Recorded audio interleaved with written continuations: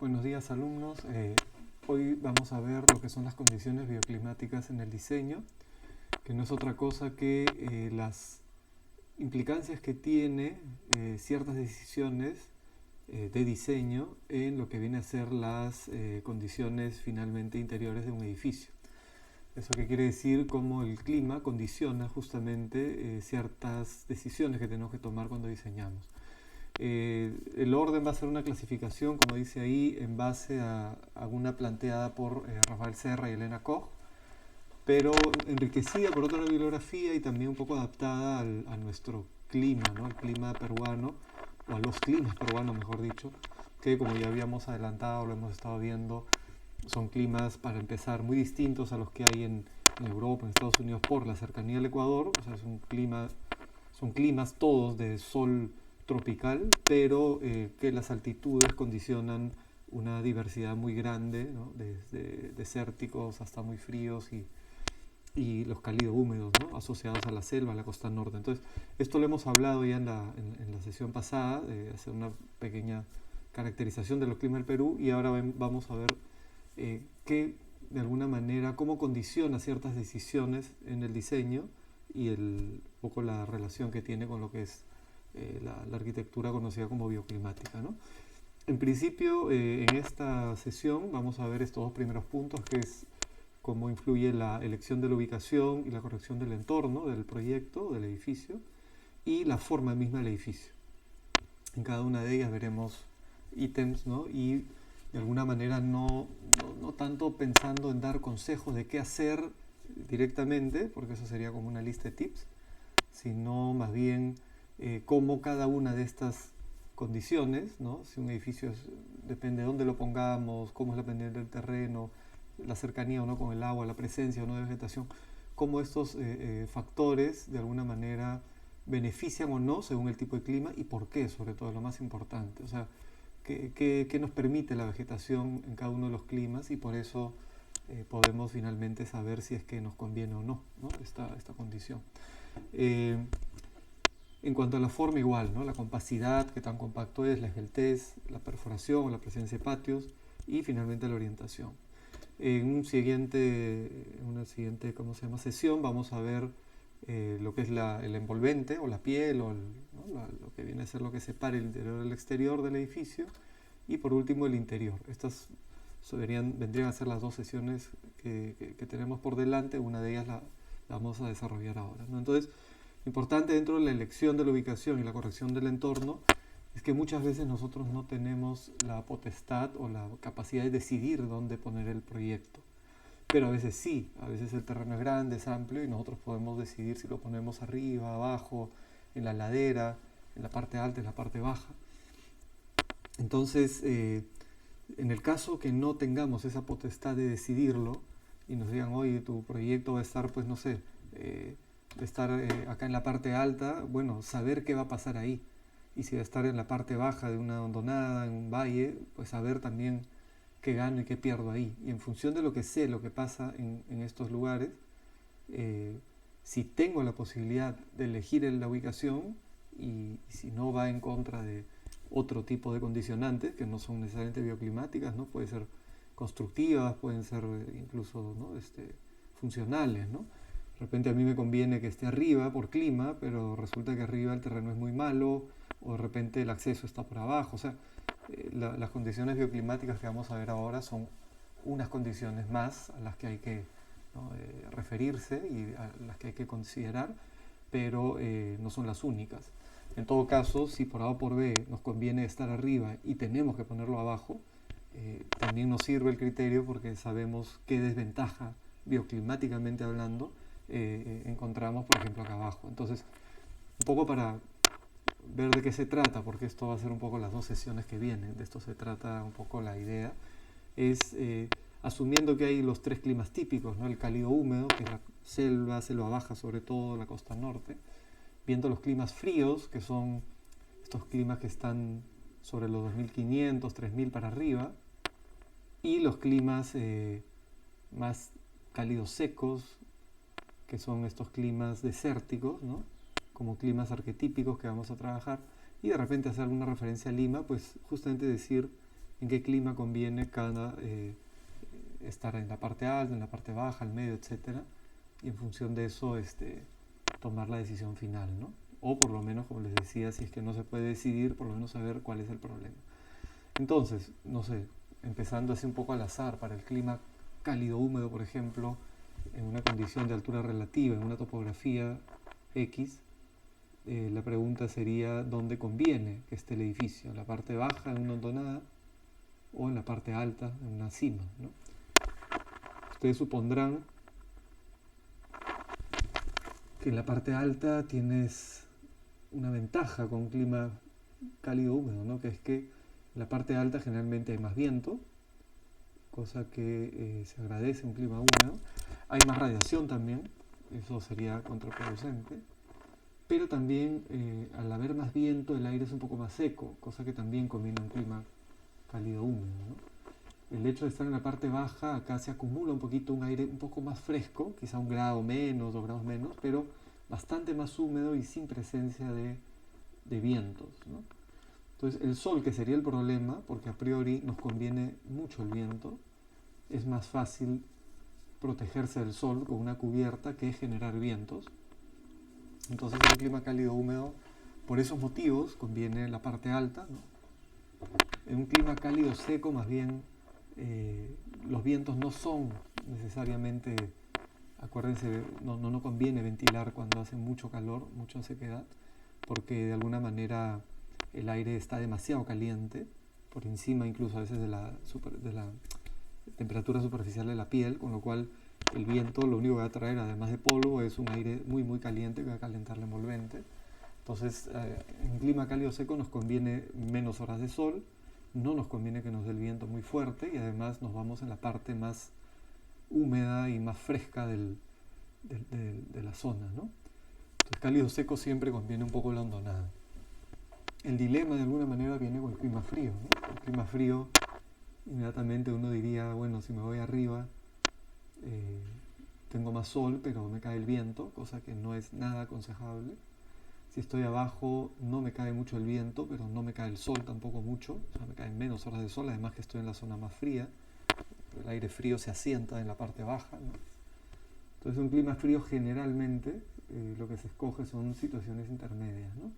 Lo suficientemente arriba para estar expuesto al sol y lo suficientemente abajo como para estar protegido del viento, ¿no? Entonces uno elige zonas intermedias.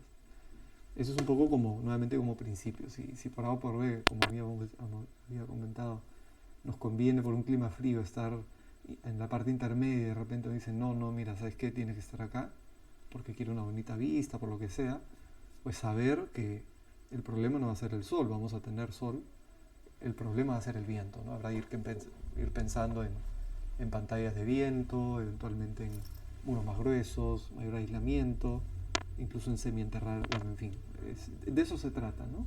Que hay una situación ideal o una ubicación, en este caso ideal en función de altura relativa, pero no siempre uno puede elegir eso, ¿no? En el caso del desierto, bueno, esto está además de claro que hay menos horas de sol en la parte baja de la Huaca China, sino que el aire más fresco se asienta en la parte de abajo, que se ve muy muy beneficiado por la presencia de vegetación y la laguna misma que genera evaporación, ¿no?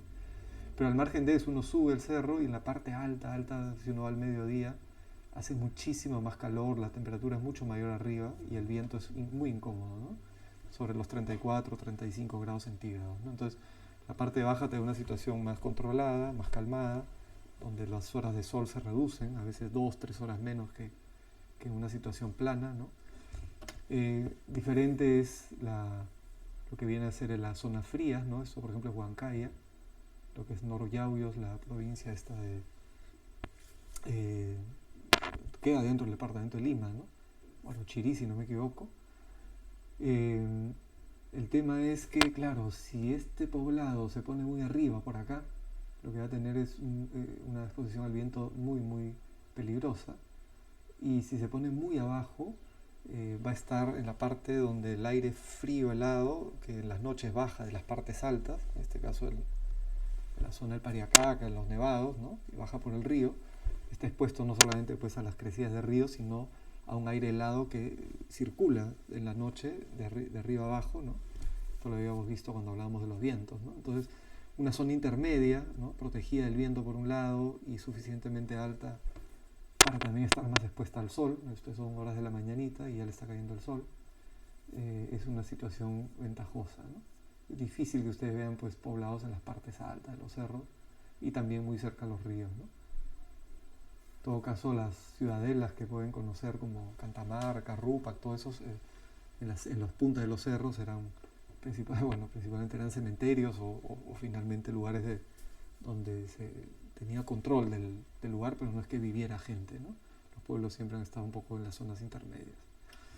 Y en la cálido húmedo, claro, ahí no hay mucha topografía, no hay muchos accidentes topográficos, no hay muchos cerros, pero por ejemplo lo que es el caso de Puerto Maldonado, ¿no? Es una ciudad que está en una especie de meseta o una zona plana pero elevada, que al estar elevado y cortar un poco la vegetación, el aire circula con más facilidad, el poco aire que hay en la selva, y esto permite no solamente, sobre todo, secar el aire, ¿no? O sea, lo vuelve un poco menos húmedo al estar expuesto al viento y permite también la ventilación cruzada en los edificios como estrategia bioclimática de refrescar un poco a los usuarios, ¿no? Entonces son como tres condiciones que se ven reflejados pues, en situaciones que se ven, ¿no? Generalmente en los pueblos existentes. Otra condición del terreno es la orientación, o sea, la pendiente, perdón, o sea, qué pendiente tiene y qué orientación tiene, ¿no? En este caso, por ejemplo, en los casos de acá había una zona en pendiente, acá había una pequeña pendiente, ¿no? Hay zonas planas también. ¿En qué influye principalmente una pendiente y su orientación? Principalmente podría ser en los vientos, según de dónde vengan, ¿no? Pero hay que tener mucho cuidado con el tema del asoleamiento, ¿no? De arranque, para empezar, si uno está en una superficie plana, pues, y no hay cerros muy cercanos, tiene 12 horas de sol, ¿no? Si uno tiene una superficie muy inclinada, las horas de sol se reducen mucho, si va de este a oeste, por ejemplo, ¿no?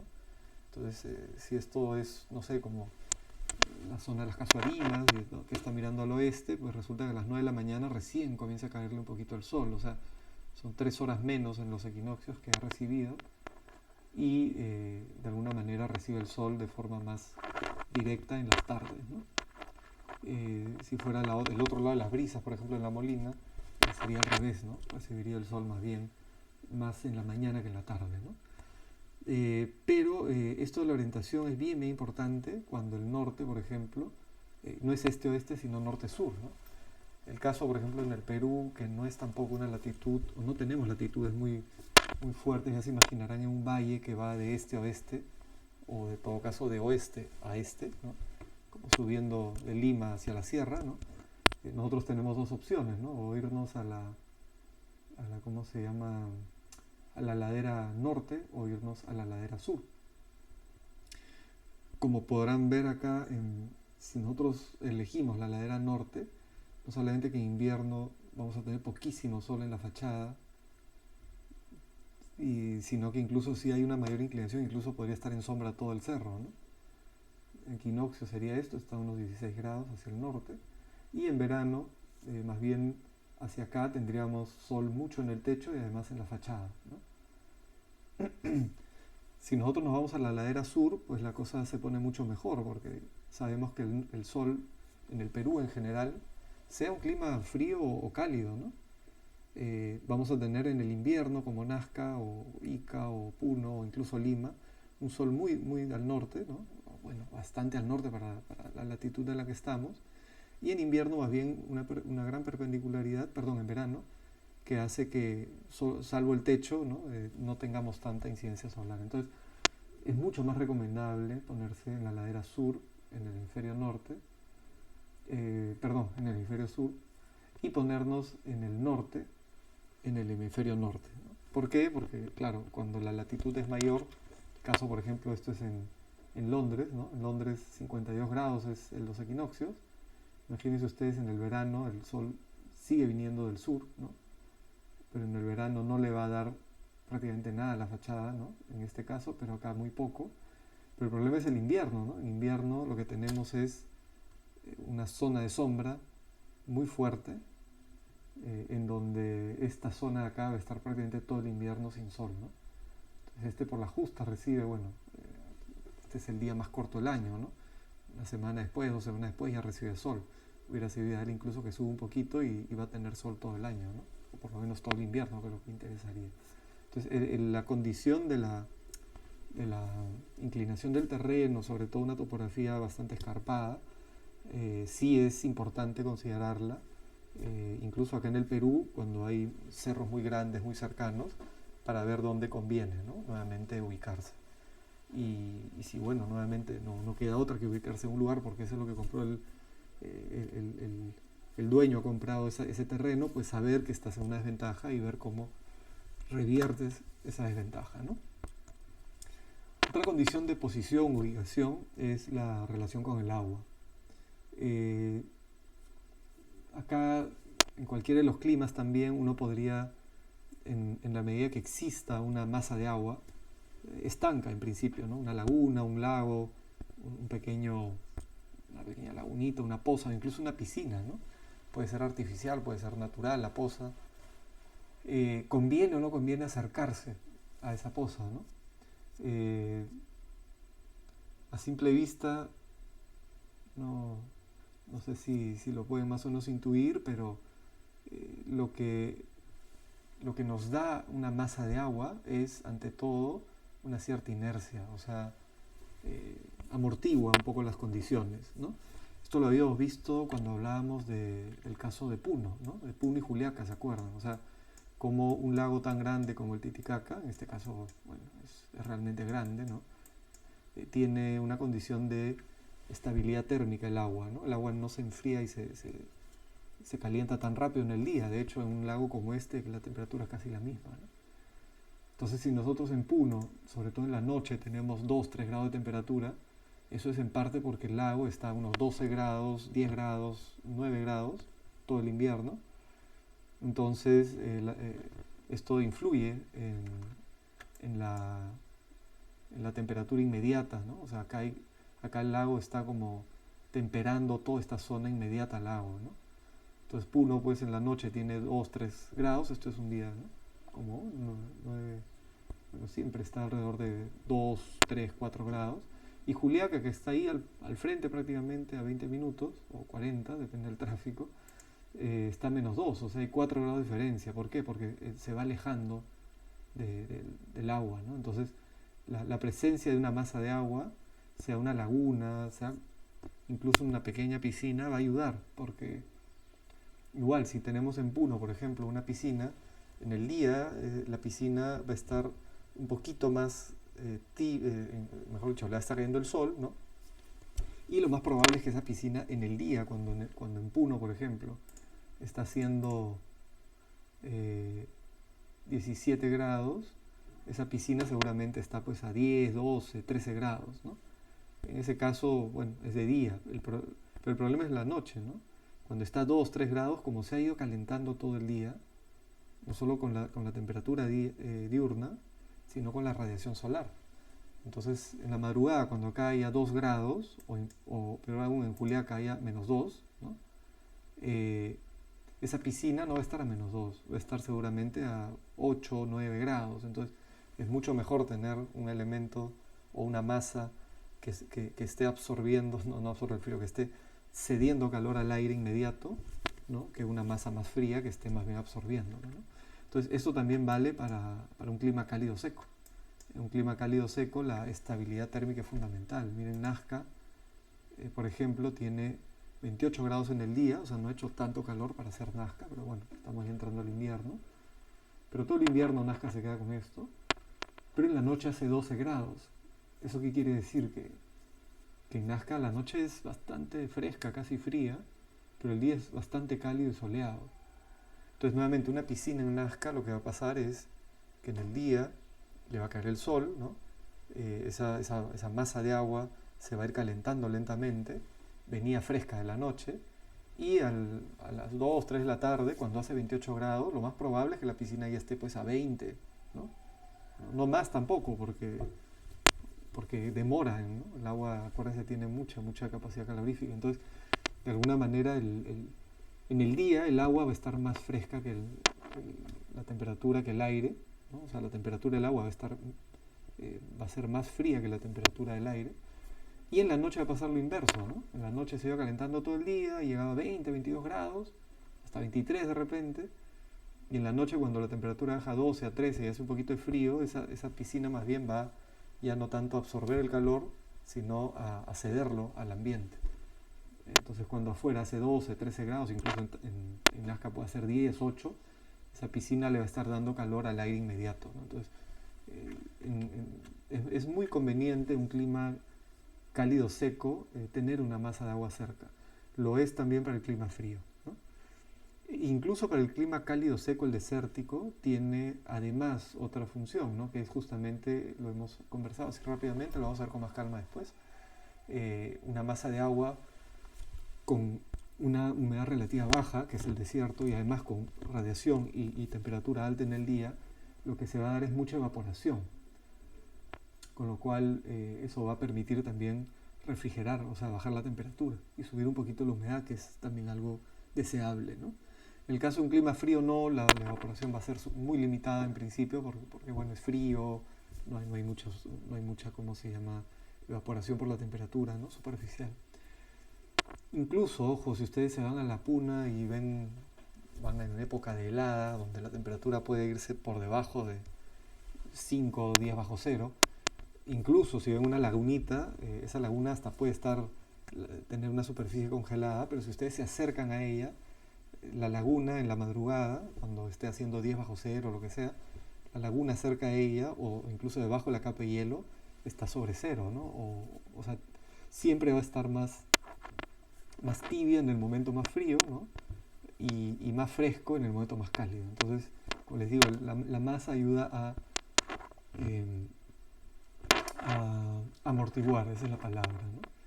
Y conviene amortiguar cuando las oscilaciones son muy altas, que es lo que sucede en el frío y sobre todo en el clima cálido seco.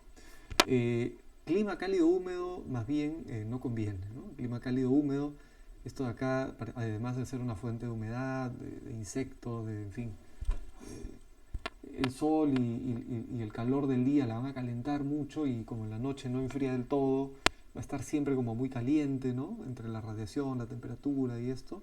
Y nuevamente por un tema también de salud, uno evita tener humedad cerca por el tema de las enfermedades y los animales, los bichos, ¿no?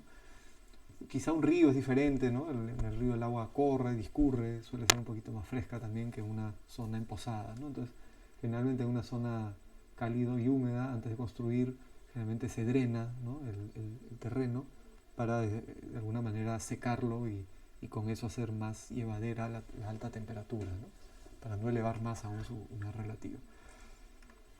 En relación a la vegetación, así rápidamente, la vegetación por un lado da sombra, con lo cual uno podría suponer que en los climas cálidos sería muy útil, ¿no? Pero según cómo, la vegetación también puede ser una barrera contra el viento, con lo cual comienza uno a pensar que podría ser útil en clima frío y quizá en el cálido seco. Pero la vegetación también transpira y refrigera por humidificación. O sea, son como tres cosas que hace la vegetación, ¿no? Por un lado, puede funcionar como pantalla de viento, depende cómo se plantee, ¿no? Esto, por ejemplo, no está funcionando como pantalla de viento, porque lo que está pasando acá es que de alguna manera el viento, si viene, más bien se acelera por acá, ¿no? Se acelera por acá y se acelera por acá. O sea, pantalla de viento sería si de alguna manera se podría evitar ese viento que viene por abajo. O sea, tendría que ser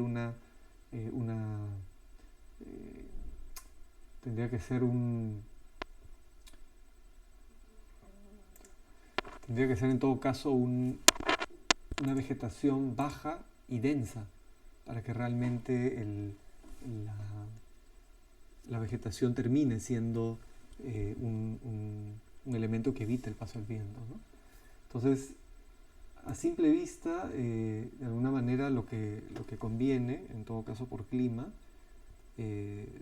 lo más evidente es el clima desértico, ¿no? Un clima desértico lo que conviene es sombra, por un lado, mucha vegetación, evitar el viento, digamos, directo, el viento de alguna forma que, como les decía, trae polvo, es muy caliente en el día y muy frío en la noche, ¿no?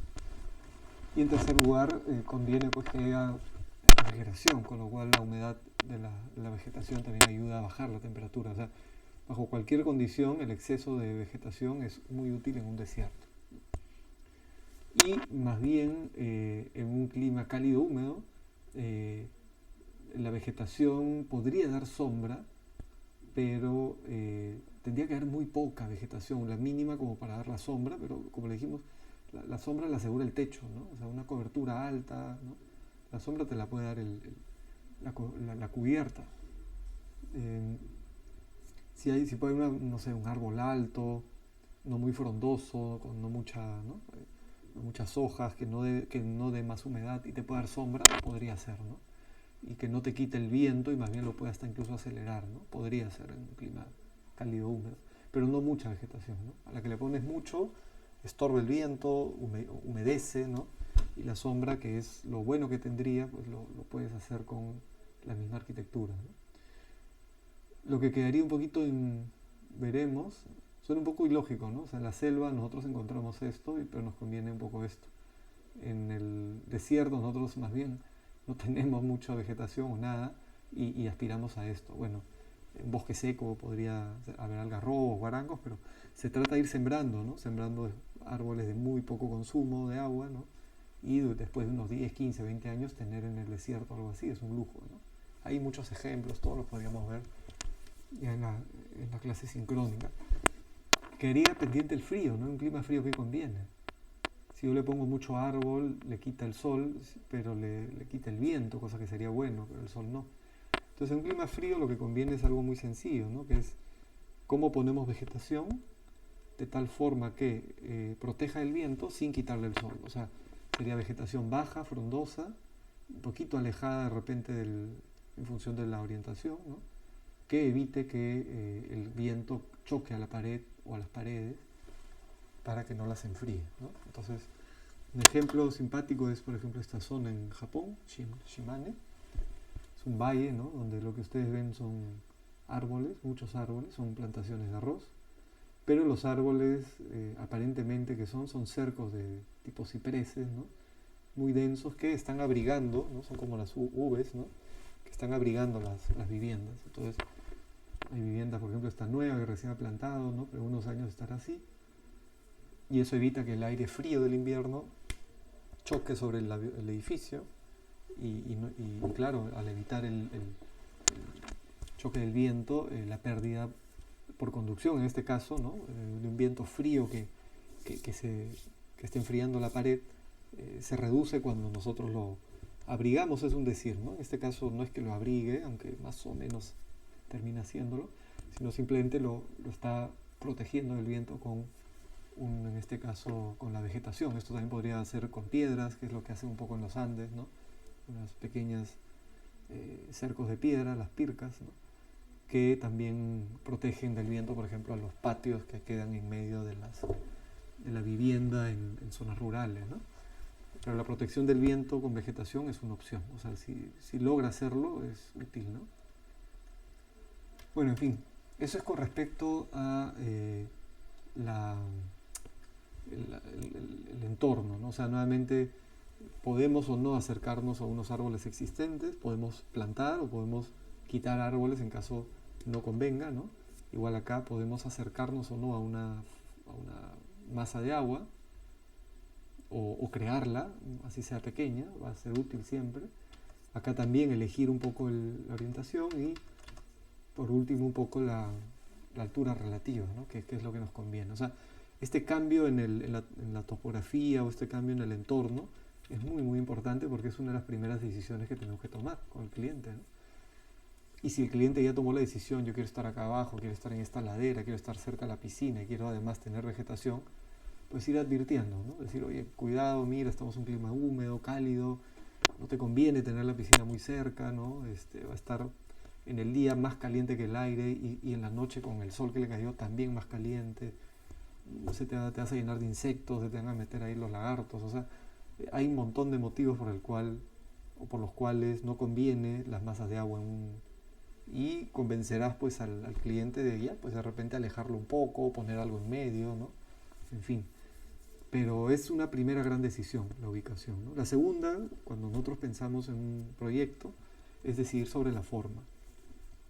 Y sobre la forma, de alguna manera, implica, en primer lugar, el grado de compacidad, ¿no? Y eso es bien, bien importante, mucho más de lo que pensamos. La mayor o menor compacidad de un edificio, y esto lo conversamos un poquito cuando hemos hablado de lo que son el comportamiento del edificio en términos de intercambio de calor, ¿no? O sea, un edificio que tiene menor área expuesta por compacidad, ¿no? Eh, de alguna manera no, por ejemplo, no sé, acá, ¿no? Si yo tengo un edificio con un programa X y el programa lo hago así, o sea, mi planta, ¿no? Es esta, de repente uno podría pensar pues bueno, que está bien, pero no sé, no me gusta, es muy, muy evidente, que muy, muy así como poco atractiva, ¿no? Entonces uno podría de alguna manera decir, no, mira, sabes que yo el programa lo voy a hacer un poco distinto, ¿no? El programa lo voy a hacer de repente haciendo algo así, ¿no?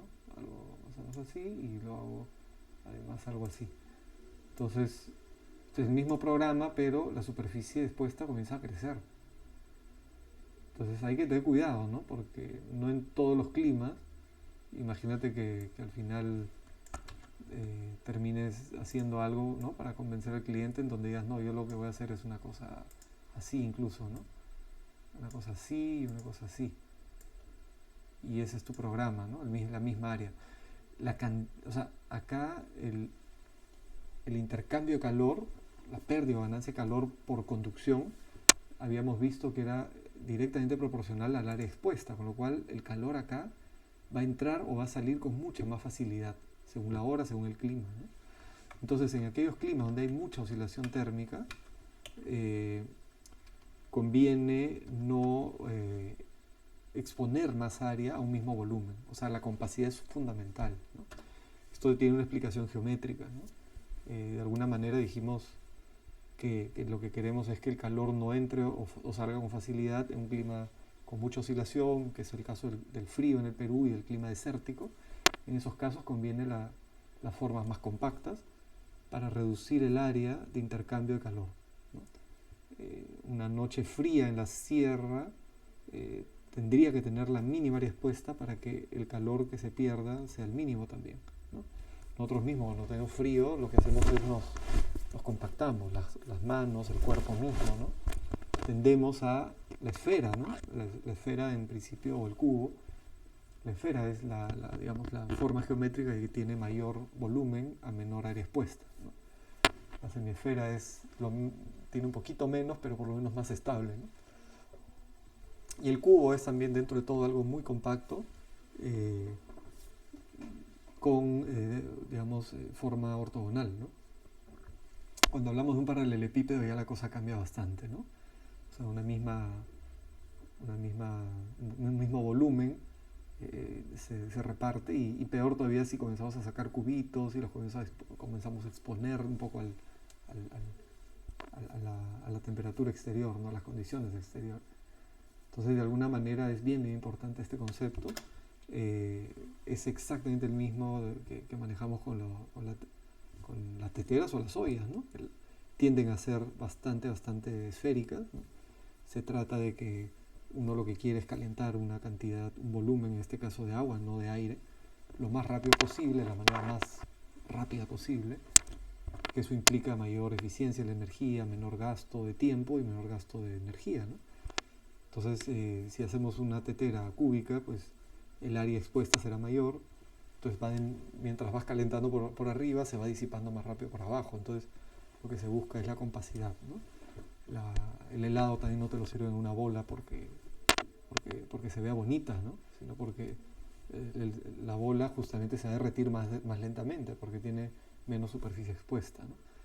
Es un tema que parece muy de ingenieros, pero los arquitectos lo deberíamos tener muy, muy claro, ¿no? Esto es la inversa, esto es más bien que algo disipar el calor con facilidad, es un radiador justamente y un disipador lo que hacemos es exponer sí, adrede es poner más superficie expuesta, ¿no? El iglú es un caso pues emblemático, ¿no? de una arquitectura radical, en un clima radical, ¿no? El iglú tiene muchísimas cosas, cuando puedan vean algo sobre esto, ¿no? Tiene generalmente pantallas contra el viento, trampas de calor para que el aire tibio entre comillas de acá no se escape, entonces como el aire más caliente no baja, pues tienes que entrar por una trampa, ¿no? El hielo, aunque parezca mentira, es un buen aislante. Adentro está con cueros, se ponían cueros, ¿no? Ya no sé, ya casi no, salvo con los turistas o eventualmente ya casi no se construyen iglúes. Y claro, la forma en este caso tiene que ser una forma exageradamente eficiente, ¿no? Porque tienes afuera 30 bajo cero y adentro quieres estar a 10, 12 grados. Entonces, no puedes darte el lujo de comenzar a hacer algo que se salga de la compacidad, ¿no? Cuando ven un poquito, entren a la página web de Foster, de la empresa, ¿no? De la compañía, la oficina. Y Foster les va a explicar, ¿no? Cómo la forma, de alguna manera, es el concepto del iglú, ¿no? Quería la máxima área de superficie útil adentro con la mínima superficie expuesta para ahorrar al máximo los consumos de calefacción, aire acondicionado, ¿no? En verano, en invierno y verano respectivamente. Este edificio también tiene muchísimas cosas, ahorita no viene al caso hablar de esto, pero la forma ovada y ligeramente inclinada hacia el sur en este caso también es para que en verano esta inclinación es igualita al sol de verano, ¿no? de Londres. Esta inclinación que ven acá es idéntica, ahora que me acuerdo, idéntica a esta de acá, ¿no? La de verano en Londres, mirando un poco al sur, ¿no? Entonces la idea es que el edificio, para adelante, el edificio esquive el sol en verano, pero siempre con el concepto de la compacidad, ¿no?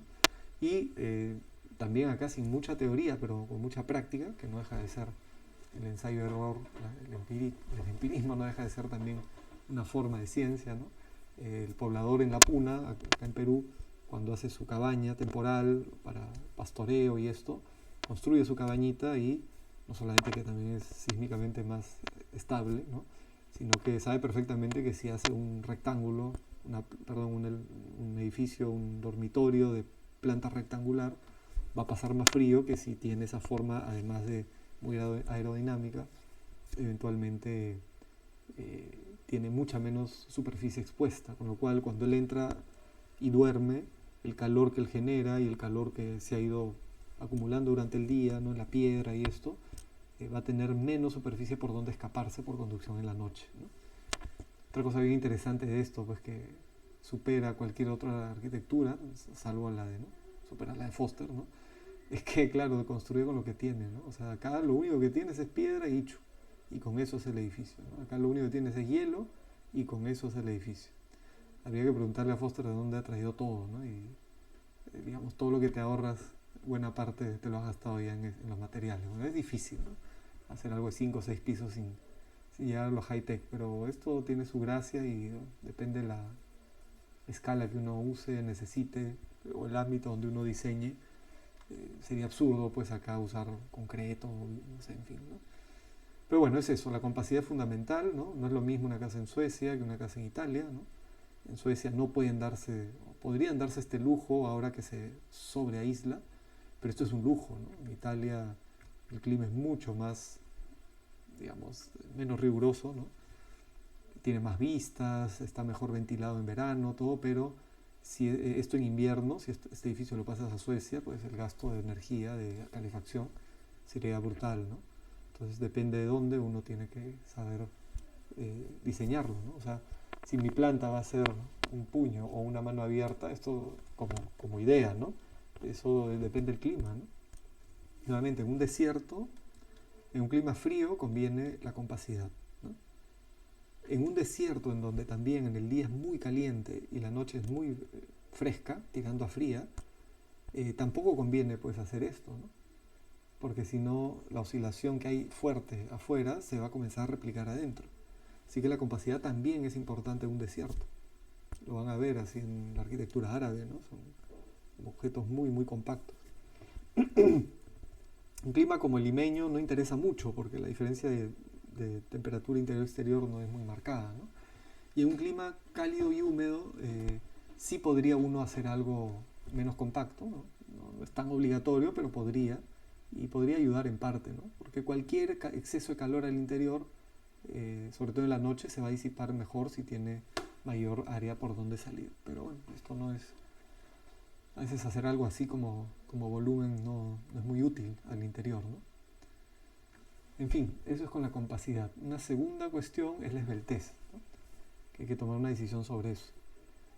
¿En qué clima conviene que sea esbelto? ¿En qué clima conviene que sea más horizontal, más achatado? Pues imaginarán que cuando un edificio es esbelto está más expuesto al sol y a los vientos, ¿no? Hay mayor exposición al sol y los vientos, hay menos contacto con el suelo, y el suelo es inercia y es humedad.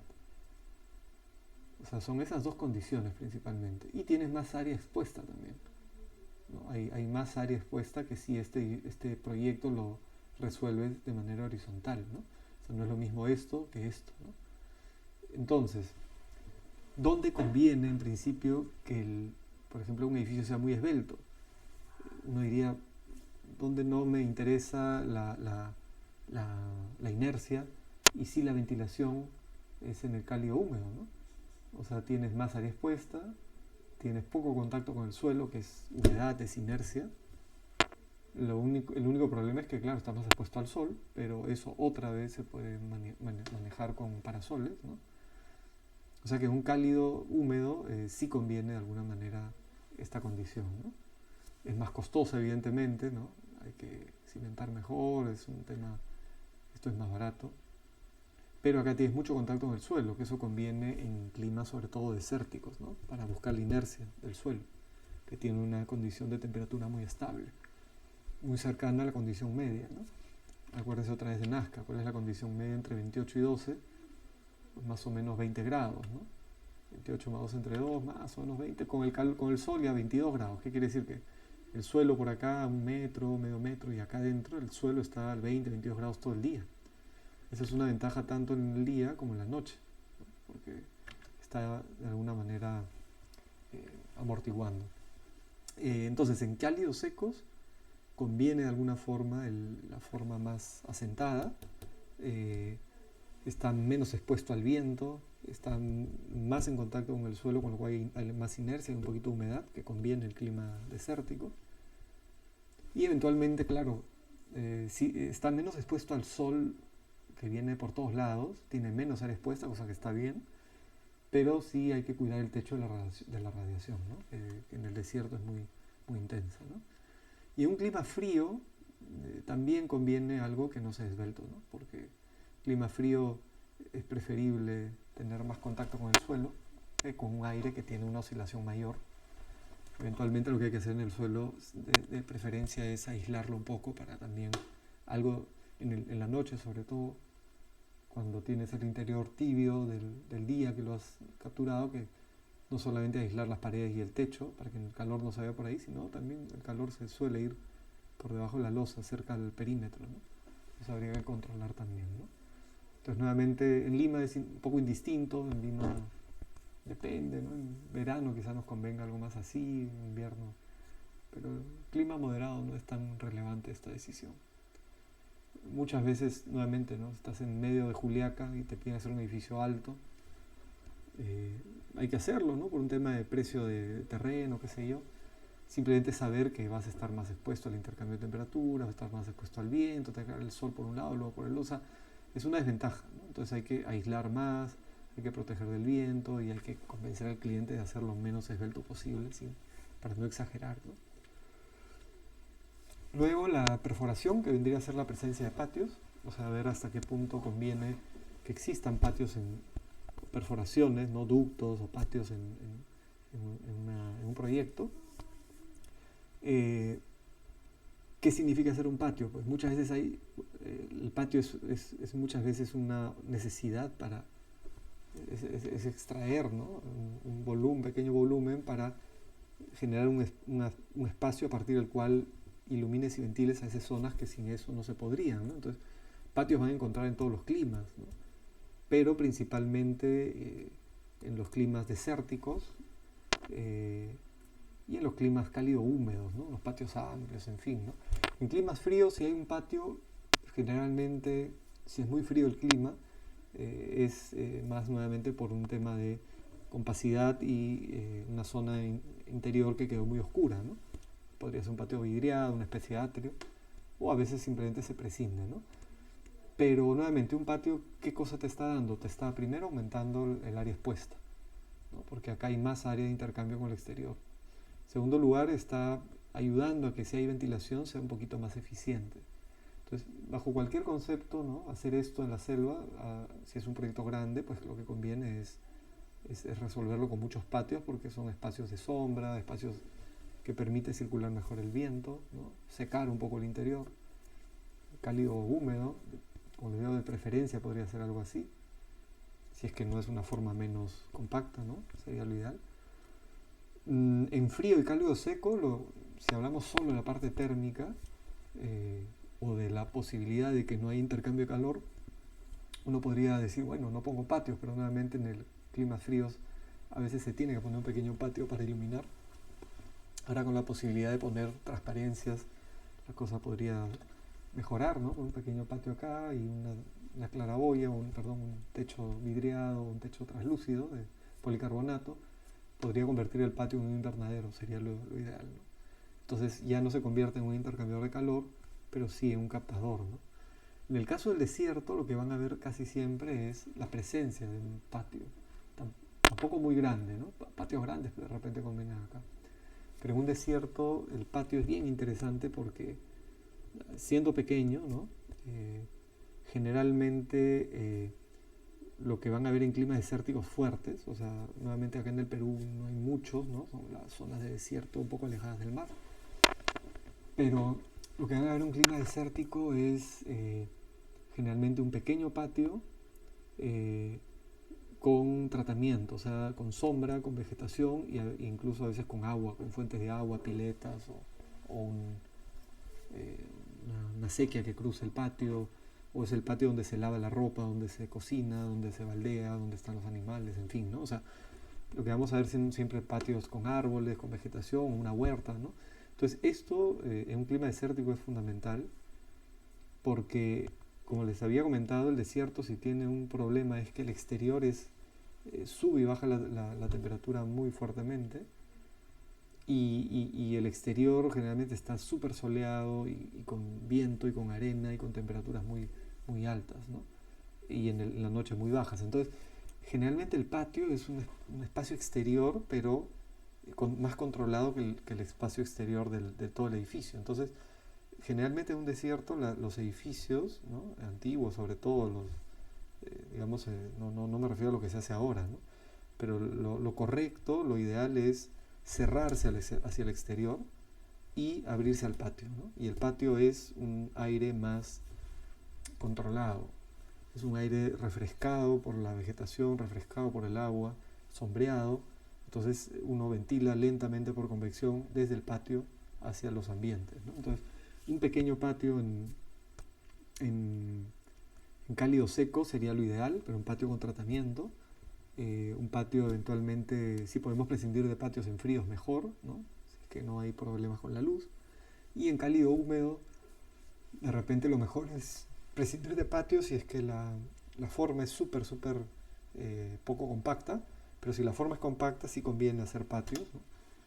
Esto acá un poquito me interesa mostrarlo, este es de la casona de San Marcos en Lima.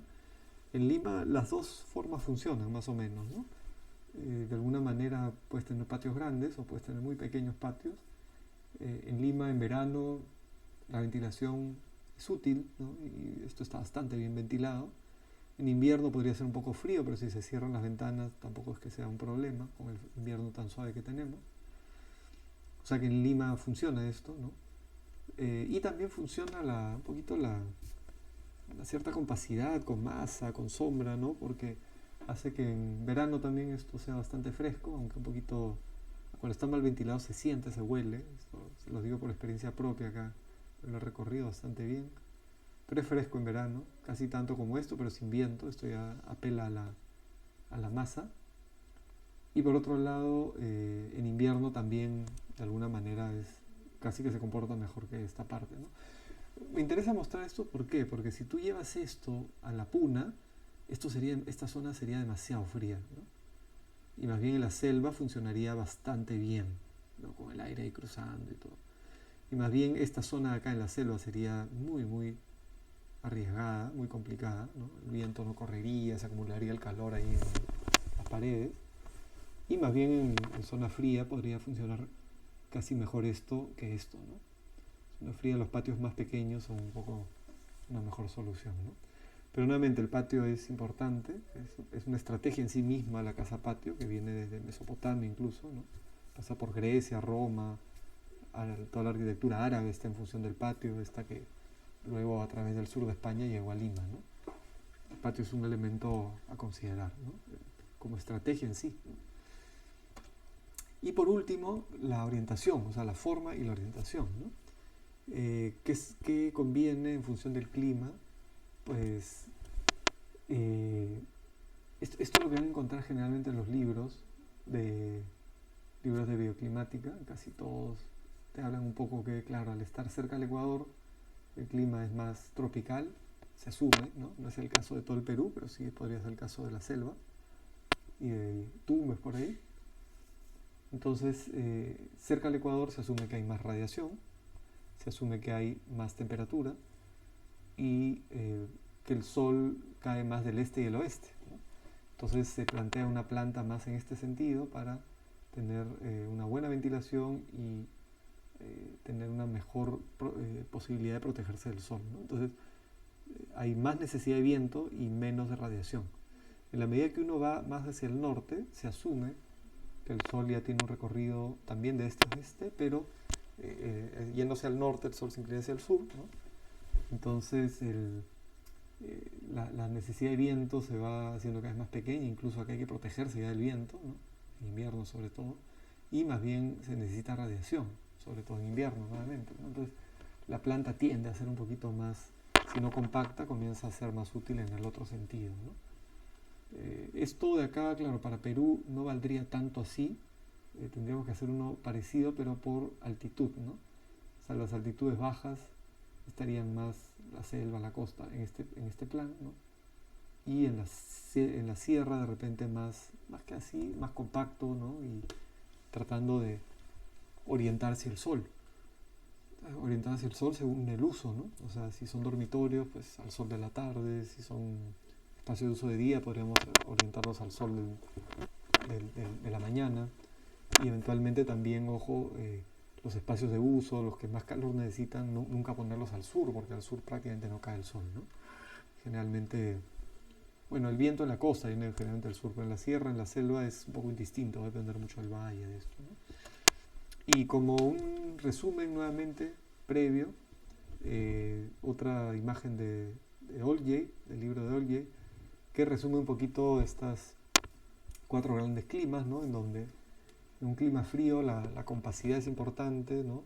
La forma de alguna manera tiene que ser muy compacta, casi 1 a 1, máximo 1 a 1 a 1 a 3, o sea, tu proyecto tiene que ser de 10 por 10 o de 10 por 13, ¿no? Esa es un poco lo que más o menos como proporción, incluso yo estoy dando medidas, pero es un poco la idea, ¿no? Y la orientación va a depender mucho, como les decía, de cuál es el programa, ¿no? Qué tipo de edificio es y también qué ambiente hay en cada lugar. Esto puede estar un poco rotado o no, ¿no? Climas templados te puedes dar ciertas libertades, aunque siempre dentro del eje este-oeste, para evitar ese sol. El clima templado se asume que el verano es cálido, el invierno frío, entonces en el verano hay que evitar el ingreso descontrolado de la radiación. Climas cálidos secos también cierta compacidad, ¿no? De 1 a 1 a 1.6, lo óptimo sería 1 a 1.3, esto es parte de una lectura, si no me equivoco, así, que les he asignado. El patio, ¿no? Como un elemento nuevamente, acá el edificio se abre hacia adentro. Acá generalmente hay una puerta y no mucho más. Ventanas, todo es mirando al patio. Y en la medida que sea un cálido húmedo, sí conviene algo más alargado, ¿no? eventualmente lo único que haría acá, aunque es Olga, así que tampoco le puedo decir mucho, pues este es un referente, ¿no? Lo único que yo le quitaría, pues es un poco para expresar, supongo que estás en un lugar lluvioso, pero trataría de no acercarle una masa de agua. Pero la forma en sí lo que hace es evitar el sol de la mañana, el sol de la tarde, una forma muy alargada para poder abrir muchas ventanas, muchos vanos norte-sur, y con unos aleros se protegen del sol. Entonces, con esta forma puedes ventilarlo bien sin arriesgar el ingreso solar, ¿no? Y eso sería un poquito, así, un súper resumen, otra vez casi a la hora, de estos dos conceptos, ¿no? Cualquier duda, he ido muy rápido, pero tenemos una hora para hablar de esto, además de la lectura, que cuando la vean seguramente les vendrán algunas dudas, ¿no? Me interesa nuevamente que entiendan, esto es como les digo un panorama solamente, pero que entiendan que estas decisiones tienen relación directa con el clima interior del edificio. O sea, la decisión de la forma la tomas tú, o sea, la toma el arquitecto, no la va a tomar el ingeniero, ¿no? El ingeniero ya lo verá cómo lo estructura o cómo. Entonces, nuevamente, hacer una planta, pues, así en el desierto, en el desierto o en medio de la puna, esto es una imprudencia, ¿no? O sea, le estás prácticamente diciendo dos cosas al cliente, ¿no? Uno, si no vas a tener calefacción, te vas a morir de frío. O sea, una planta con tanta área expuesta y un área equivalente a la que tenemos a la derecha, ¿no? Es simplemente esta persona va a pasar mucho frío. La otra cosa es que tenga calefacción. En ese caso, esa persona va a gastar mucha plata en calefaccionar algo que tiene una forma de radiador. Este es un radiador de calor, ¿no?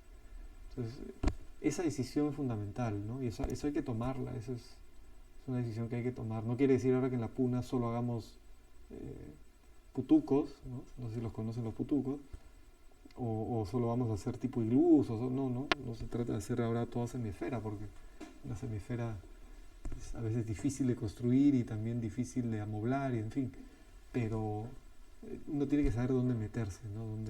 Uno podría hacer una forma así de repente y hacer una semiesfera vidriada, qué sé yo, que lo proteja el viento, entonces no podría ser, ¿no? Pero lo importante nuevamente de esto que hemos visto hoy es que estas decisiones, que son condicionantes bioclimáticas, nuevamente van justamente a influir directamente en la performance térmica del edificio.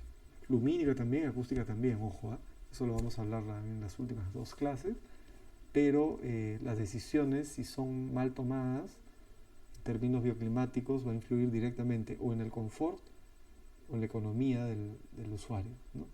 Y de la economía, bueno, uno puede decir, pero tiene plata, pero ¿cuál es el problema? La economía implica que va a gastar mucho en energía y en equipos. Y la fabricación de equipos, el transporte de equipos, digamos, el consumo de dichos equipos implican consumo de energía, ¿no? Entonces esto a la larga es contaminación también, ¿no? Así que no solo se trata del dinero, ¿no? Se trata un poco estamos en un momento donde no podemos darnos ese tipo de lujos o cometer ese tipo de imprudencias, ¿no? Lo dejamos por ahí y en la clase asincrónica conversamos al respecto y vemos qué dudas pueden tener. Tengo de repente más ejemplos, se pueden buscar más ejemplos, ¿no? Entonces nos vemos en clase, pues, ¿ya? Hasta luego.